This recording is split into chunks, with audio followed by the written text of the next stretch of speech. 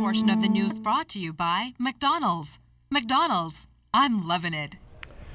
The University of the Bahamas is something that's been talked about for a number of years now, and key changes are on tap to make that dream a reality. College President Dr. Rodney Smith held a press conference today to reveal what those specific changes are and how soon they will take place. Pt.2 Swain tells us that this move signals what Smith says is a message that the Bahamas is truly positioning itself to become a competitor on the global scale.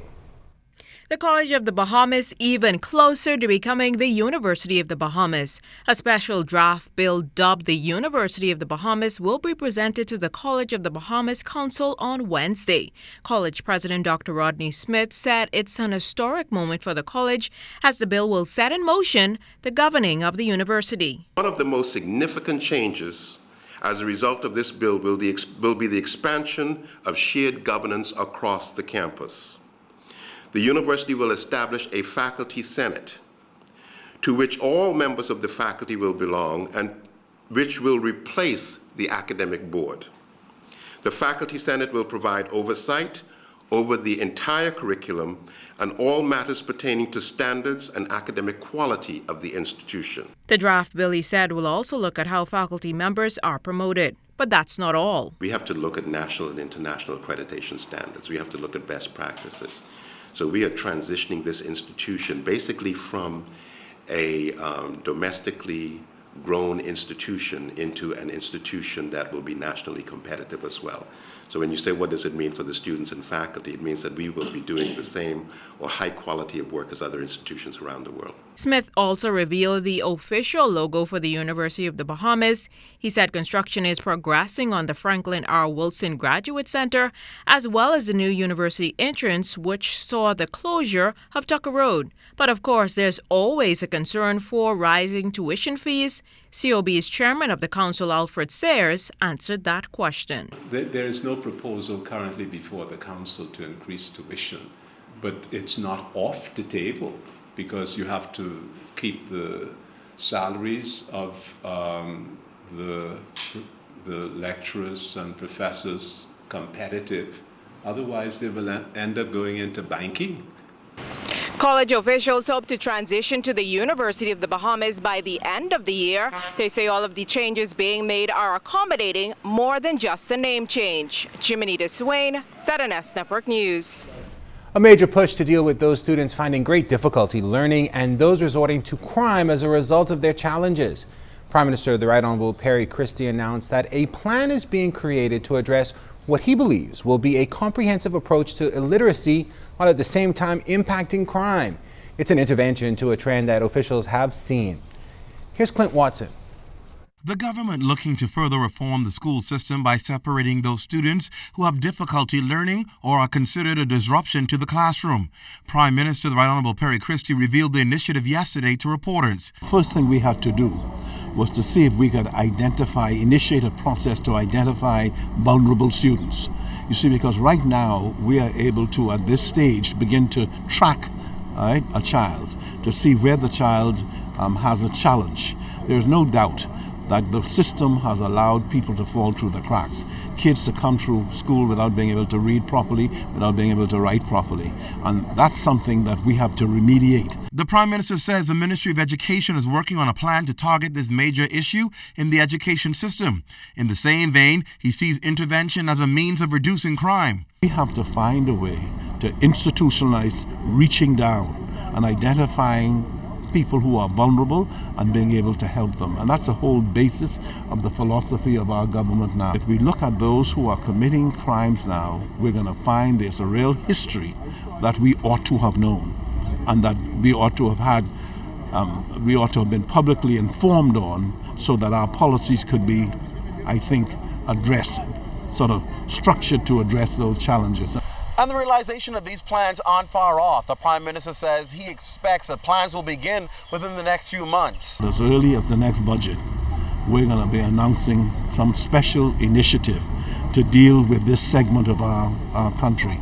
And really so, it is something that I'm really interested in doing, and because I just can't continue to repeat my own story, and to know that we should not depend entirely on the goodwill of teachers or the interest of teachers, that the state has to institutionalize some kind of effort, and that's what I'm hoping the minister would be able to have ready for us when I go to budget in May.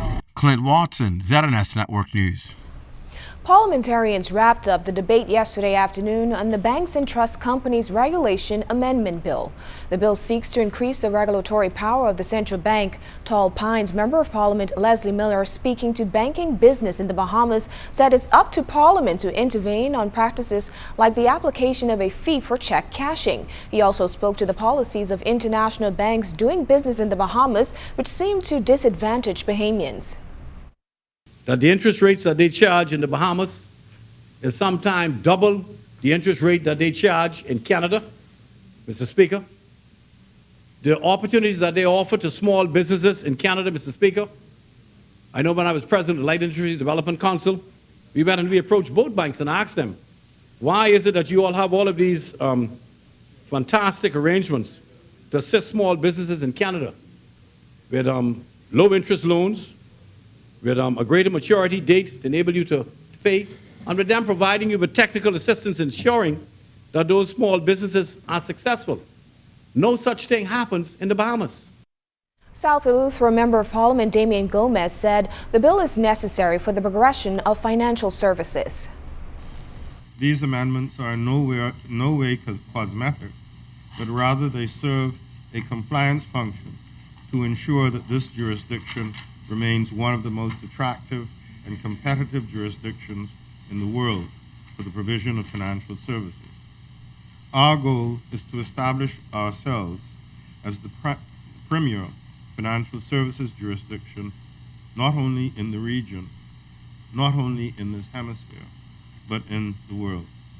We can only do this by evolving at the pace of the developed world, and bills such as this ensure that our principal regulatory and supervisory body, the Central Bank of the Bahamas, is equipped with the teeth necessary to ensure that the industry is not exposed to various risks and that we are compliant with all the international standards and best practices. In news from the courts, the Joseph Folks unlawful sex trial winding down in Supreme Court. And as Fern Carey tells us tonight, the prosecution closed its case after calling a close relative of the accused to testify.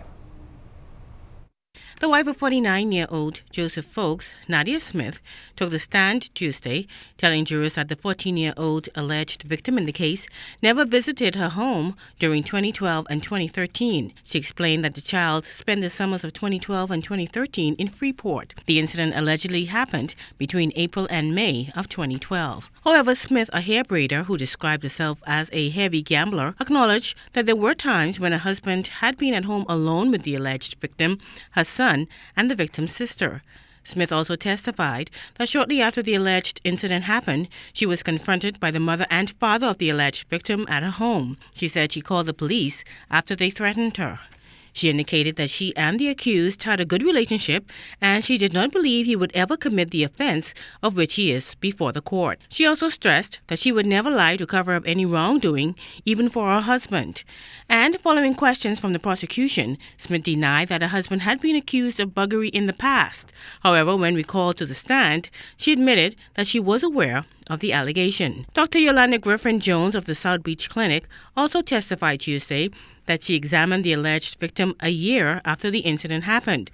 The physician testified that the child claimed the accused had unlawful sex with her on one occasion.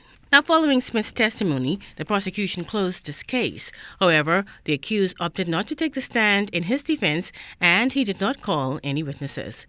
Attorney Bernard Ferguson is defending him. Now all that's left is for both sides to do closing submissions, after which the judge will sum up the case before it goes to the jury. Fern Carey, ZNS Network News. Prominent defense attorney Muriel DeSeal has been appointed as Justice of Appeal at the Appellate Court in Belize. He will be sworn in on March 17th. An experienced jurist of 40 years, DeSeal said he was humbled by the honor and he will do justice for the people he will serve in Belize as he hears and determines criminal and civil appeals. Despite the appointment, DeSeal noted that he will retain his law firm here in the capital and will commute between Belize and the Bahamas as the need arises. The court is structured as it used to be here before there was established a permanent court. It's an itinerant court where you have judges from elsewhere who travels and sit on the court. It used to be like this years ago, where judges mainly from Jamaica used to come here. Court sits 3 times per year in March, June, and October for 3 weeks. A 3 weeks period. So it's nothing more than the ordinary. I mean, I have the capacity for work, and it won't be anything over-imposing then, put it that way. Nothing that cannot be managed by me. This portion of the news was brought to you by McDonald's. McDonald's, I'm loving it.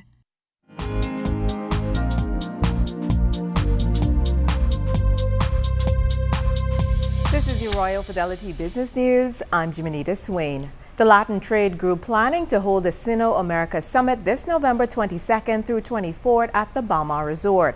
The group executive's Vice President and Managing Director Hilary Vatanarian recently met with Financial Services Minister the Honorable Hope Strawn to provide an update on the meeting, which will assemble high-level public and private sector leaders to explore strategic business and trade opportunities between China and the Americas.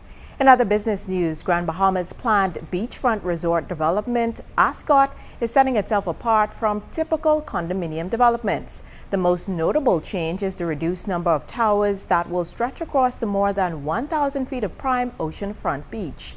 They have been trimmed from 5 towers to 4, and the overall project density has been reduced from 300 to 232 luxury condos. This in turn decreased parking requirements and allowed for an extension to the orchard.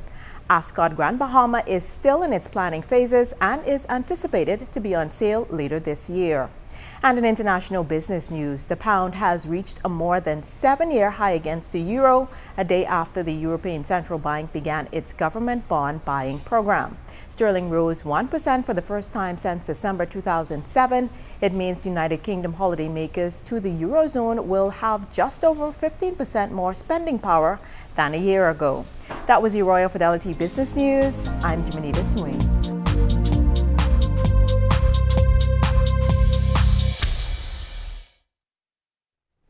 Social media was buzzing once more, this time with a photograph and a voicemail purporting to be the discovery of a sea creature supposedly washed ashore in southern Andros. In the voice note, the voice of a woman can be heard saying the body of a merman or alien was found by some of her friends in Andros and that she expects the discovery to be on the news. Well, it is. The image of the supposed merman is a hoax, a big one and not a new one. The image, created at least as early as 2006 and can be easily found by simply searching, as I did, mermaid found skeleton on Google. The search took me less than 2 minutes. Actually took me less than a minute to turn up the exact same image of the merman supposedly found in South Andros. According to our searches, the creature was also found after a tsunami. Director of Fisheries Michael Brannon obviously opted not to comment on the record, but did note that he found the postings, in his words, interesting. Interesting as could be expected. Yeah, definitely. Some educational news now. Students at a local primary school here in the capital put their experiences of a medical scare into a practical lesson for all to see. Carla Palmer has it all in this report. Following the scabies outbreak in several of the schools in February, it was mandatory that all 800 students enrolled at TG Global Professional Development and Research School contribute to the exhibition on the disease, now being mounted at their Horseshoe Drive campus. Reportedly, some 10 students at the school became infected with the disease, with all but one having returned. It wasn't difficult. It was easy.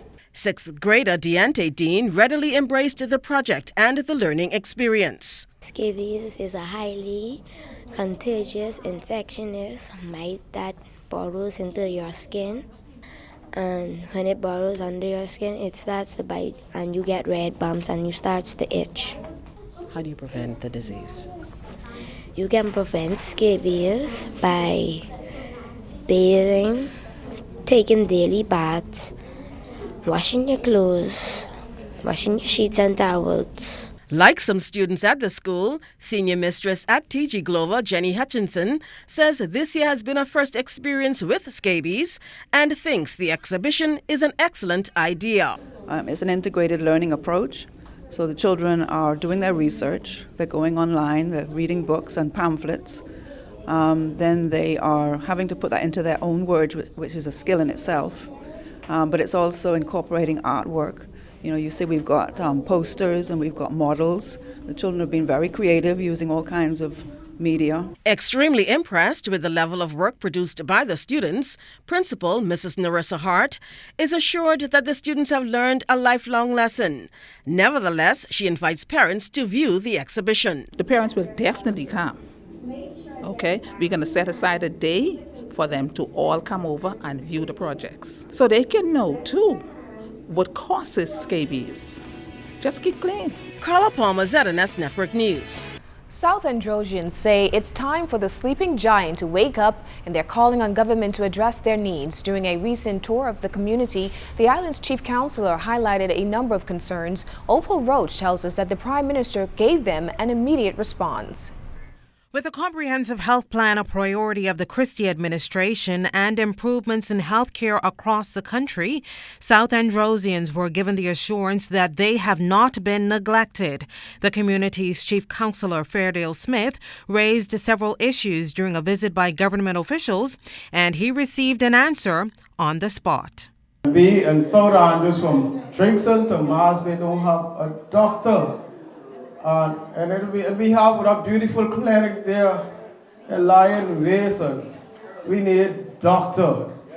Amen? It's unacceptable and very difficult, given the whole history of the complex, health complex down there, where we've had a lot of discussion about that, about how it wasn't done, they left it, neglected it. We came in last time and put it in place and built it. We're supposed to have a doctor there. So let me just say that so the Minister of Health can hear me. So, Doc, we need a doctor here, and I'm sure it's possible. Okay? Another area of concern for residents is the poor state of the airport. This, too, was addressed. Mr. Prime Minister, you made mention the last time when you were here that you want to rename that airport and to ID Davis.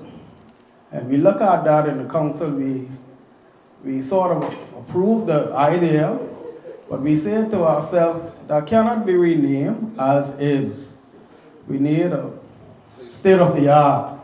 I ain't got no facelift. I was state-of-the-art. We're not supposed to have an airport that leaks. All right? Never mind the fact of that. So when we sit in cabinet, the necessary decisions will be made as a result of this visit and my exposure to it to fix that.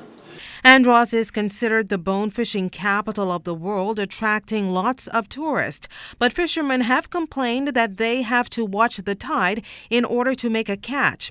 In light of this, residents were told that the Mars Bay dredging project is a priority.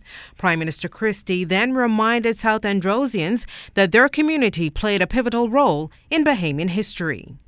This is a constituency that was a defining constituency in the Commonwealth of the Bahamas. Forever and forever, it would be that constituency that made the difference when the country went to majority rule. It came right from here. And therefore, you are deserving of our best attention and our best effort, and we are going to do that on your behalf. Thank you. I'm Opal Roach, ZNS Network News.